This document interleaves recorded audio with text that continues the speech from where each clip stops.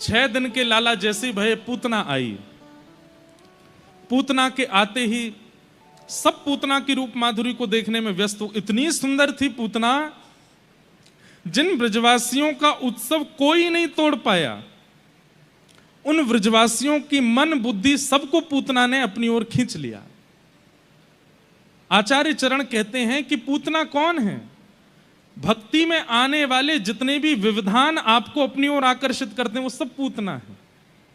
आप नाम जप कर रहे हैं और नाम जप में बैठे और नाम जप करते करते कोई ऐसी स्थिति जो नाम जप से आपके ध्यान को भंग कर रही है, उस समय उस स्थिति को पूतना ही मानना चाहिए। वो स्थिति चाहे जितनी जरूरी हो, जितनी सुंदर हो, जितनी आकर्षक हो, आपको नाम नहीं छोड़ना है। यही पूतना उद्धार का उद्देश्य है। समझ में आ रही है बात? सब ब्रजवासी गा रहे हैं नंद घन आनंद भयो जय कन्हैया लाल की। इतने में ही पूतना आई तो ब्रजवासी नाचते नाचते एक बार देखते हैं उसकी ओर और देख करके देखते रहे, अरे सुन सुन सुन, या देख कितनी सुंदर, अरे या के नेत्रन को देखियो, अब नेत्र छोड़ तो या की चाल तो देखियो, अरे या के वस्त्र। केवल पुरुष ही नहीं, गोपियां, ब्रज की जितनी गोपियां थी वे भी पूतना को देख करके आनंदित हो रही। अरे देखियो री कितनी सुंदर, हमने तो ऐसी देखी ना, जन कहां ते आ गई है।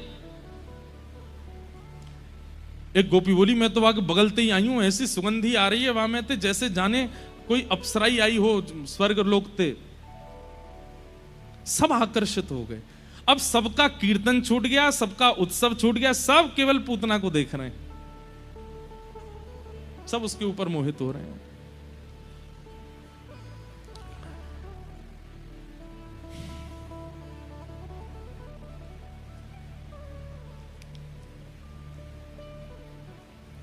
पूतना जैसे भीतर गई नंद भवन में, यशोदा मैया ने जैसी पूतना को देखा, मैया के चित्त में भी भावना आई, बड़ी सुंदर है, ये तो मेरे लाला की बहू बन जाती तो आनंद आता।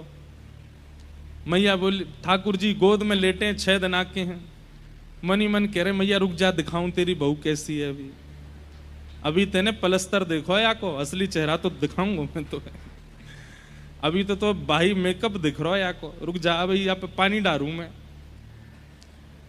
यशोदा, अरे बहन तुम तो बड़ी सुंदर, कहां ते आई हो? बोले पास के गांव ते आई हूं। अच्छा, आपके लाला भयो आशीष देवे आई हूं, ले लो तुम्हारो ही तो लाला है, गोद में दे दियो लाला।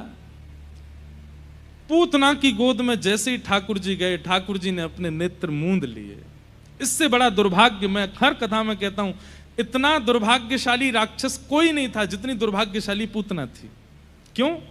इतने पास जाने के बाद भी, इतना सामिप्य मिलने के बाद भी पूतना को वह सुख नहीं मिला जो मिलना चाहिए था। ठाकुर जी की नेत्रों की अधिकारिणी नहीं बन पाई। पहले दिन मैंने कथा में कहा था कि हरि के प्रिय बनना ही हमारे जीवन का कल्याण है, और पूतना अपने कल्याण से वंचित हो गई, अपना कल्याण नहीं करवा पाई। जिसको देख करके सब रीझ गए, लेकिन हरि नहीं रीझे। भैया हम आज चौथे दिन 5वें दिन फिर से निवेदन कर रहे हैं, अपनी संपूर्ण क्रिया इस विचारधारा से कीजिए कि वो हरि को भाए, वो हरि को सुहाए। यही जीवन का कल्याण है कि आप हरिप्रिय बन जाओ। पूतना श्रृंगार करके आइए, रूप बना करके आइए, सुंदरी बन के आइए। उसका उद्देश्य क्या था? कि ब्रजवासी मुझ पर मोहित हो जाएं, यशोदा मैया मुझ पर मोहित हो जाएं, ये सब मेरे रूप को देख करके इतना विश्वास कर बैठे मुझ पे कि मुझे कोई रोके ना, सब मुझे आगे तक ले जाएं। उसके श्रृंगार का उद्देश्य कृष्ण प्रसन्नता नहीं है, उसके श्रृंगार का उद्देश्य लोक रंजन है, सबको रिझाना है। बुरा नहीं मानिएगा, मैं आजकल जो आप श्रृंगार करते हैं उस पर मेरी टिप्पणी नहीं है, आप श्रृंगार कीजिए, पर मैं जो भाव कह रहा हूं वो मानसिक स्थिति का है। मन का श्रृंगार ऐसा होना चाहिए, बाह्य श्रृंगार तो कुछ भी करो आप, मन का श्रृंगार ऐसा होना चाहिए, आपका स्वभाव का श्रृंगार, बुद्धि का श्रृंगार ऐसा होना चाहिए कि वो राधा रमण जी को भा जाए, प्रियालाल जी को भा जाए। तो ठाकुर जी बाह्य आवरण, बाह्य श्रृंगार नहीं देखते, वो मानसिक स्थिति देखते हैं कि कैसी है। इसलिए मानसिक स्थिति का बाह्य श्रृंगार आप बढ़िया से बढ़िया करो, लेकिन जैसे आप भक्ति के मार्ग में आओगे ना, श्रृंगार की आवश्यकता पड़ेगी नहीं।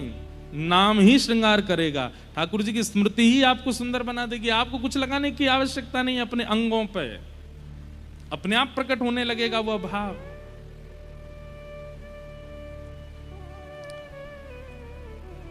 पूतना हृदय से राक्षसी है, पर सबको क्या दिखा दे आइए कि मैं तो लाला को आशीष देवे आई हूं, मैं तो यशोदा के लाला को सुख देवे आई हूं।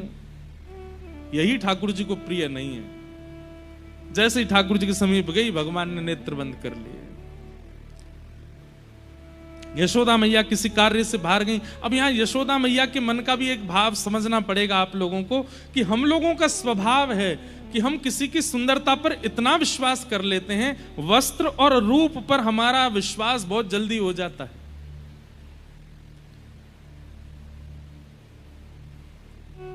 यदि सुंदर रूप ही विश्वास के पात्र होते तो श्याम सुंदर गोरे होते, सांवले नहीं। श्री कृष्ण कृष्ण बनकर के ये बात बता रहे हैं कि भैया समाज के लोगों ने हमारी ओर देखो, हम श्याम वर्ण के हैं, हम कृष्ण हैं।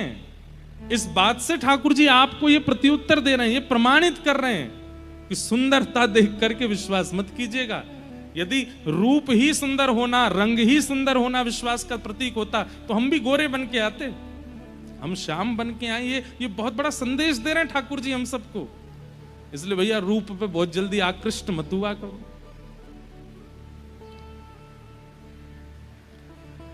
पूतना ने अपनी गोद में ठाकुर जी को लिया, अपना पयोधर जैसे ही भगवान के मुख में दिया, ठाकुर जी ने पहले उसके विष को पिया, रस तत्वों को पिया, और जैसे ही प्राण पीने लगे, प्राणै शमं रोष समन्वितो पिबत सा मुंच मुंचाल मित प्रभाषणी निष्पीड्यमाना खिल जीव वर्मणि। प्राण पीने जैसे ही प्रारंभ किए, पूतना अपने वास्तविक रूप में आने लगी। और जैसे ही पूतना अपने वास्तविक रूप में आई तो कहते हैं ठाकुर जी ने नेत्रों से हाथ हटा के नेत्र खोल के देख भी लिया, अब असली रूप में हैं। हम जैसे हैं वैसे ठाकुर जी को प्रिय हैं। किसी के अंदर काम भावना, किसी के अंदर क्रोध भावना, किसी के अंदर लोभ भावना है, छुपा करके ठाकुर जी के सन्मुख जाने की आवश्यकता नहीं है, बल्कि वहां जाकर के तो कहिए कि नाथ हम ऐसे हैं। ठाकुर जी को वो प्रिय लगता है कि कोई व्यक्ति स्वीकार्य करके आता है कि वो दोष युक्त है। पूतना का भगवान ने वध कर दिया। सब ब्रजवासी दौड़े देखवे के काजे कहा भयो, इतनी जोड़ते आवाज आई है तो देखी विशाल पूतना पड़ी है और वाक्य पयोधर के ऊपर लालजी लेटे भये हैं।